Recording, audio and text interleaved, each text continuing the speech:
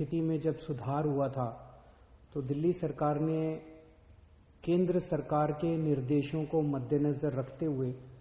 और जो केंद्र सरकार की गाइडलाइंस थी उसके मुताबिक दिल्ली में शादियों में 50 से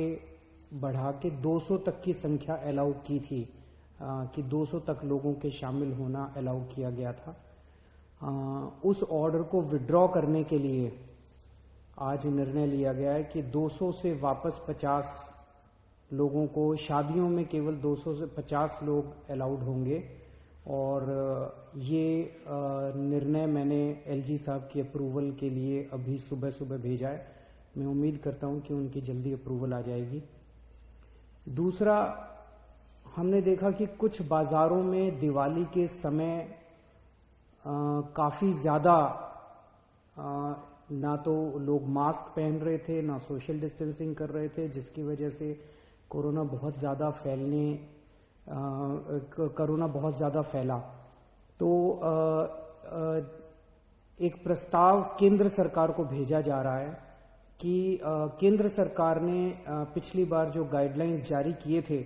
उसमें उन्होंने कहा था कि कोई भी राज्य सरकार अगर किसी भी लोकल लेवल पे, छोटे लेवल पे भी अगर कहीं कोई लॉकडाउन लगाना चाहती है तो उसे केंद्र सरकार की परमिशन लेनी पड़ेगी। तो एक जनरल प्रस्ताव केंद्र सरकार की अप्रूवल के लिए भेजा जा रहा है कि अगर कहीं पे, अब दिवाली खत्म हो गई है, हम उम्मीद करते हैं कि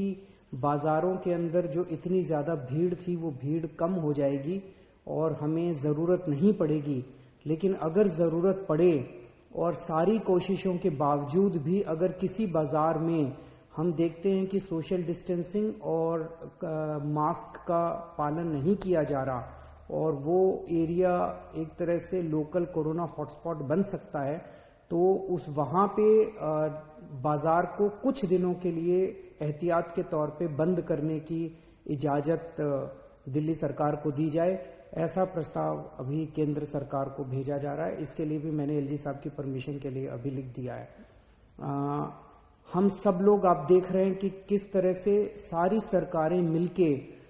कोरोना की स्थिति को काबू करने की कोशिश कर रही हैं। केंद्र सरकार का मैं खास तौर से शुक्रिया अदा करता हूं कि इस कठिन परिस्थिति में केंद्र सरकार ने दिल्ली वालों की मदद की है और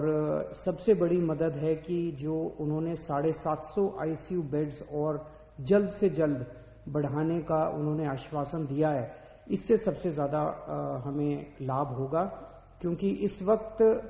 बाकी सारी, मैं एसेस कर रहा था, बाकी सारी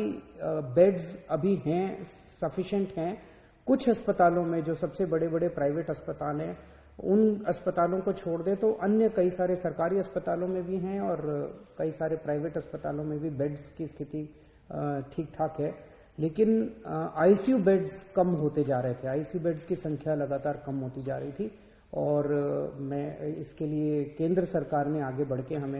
मैंने एक हफ्ते पहले चिट्ठी भी लिखी थी केंद्र सरकार को कि हमें तुरंत आईसीयू बेड्स चाहिए और केंद्र सरकार ने इसको सकारात्मक तौर पे हमारे को वो किया। इसके लिए मैं पर्टिकुलरली शुक्रिया अदा करता हूं।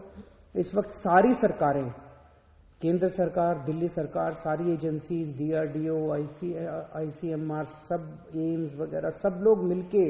पूरी कोशिश कर रहे हैं, डबल एफर्ट्स कर रहे हैं अपने कोरोना की स्थिति को काबू पाने के लिए। लेकिन ये तब तक नहीं ठीक हो सकती जब तक हम सब लोग, जब तक एहतियात नहीं बरतेंगे। मेरी आपसे हाथ जोड़ के विनती है कि आप ये कोई किसी और के लिए नहीं मांग रहे, आप ही के लिए, आप ही के स्वास्थ्य के लिए, आपकी जिंदगी के लिए, आपके परिवार के लिए आपसे अपील कर रहे हैं कि मास्क जरूर जरूर जरूर पहनिए, सोशल डिस्टेंसिंग का पालन जरूर जरूर कीजिए।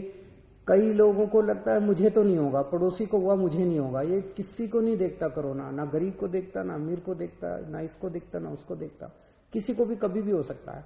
और अगर बिगड़ जाए तो खतरनाक हो सकता है। तो फिर से मैं हाथ जोड़ के सबसे अपील करता हूं कि आप please please please social distancing का पालन कीजिए और मास्क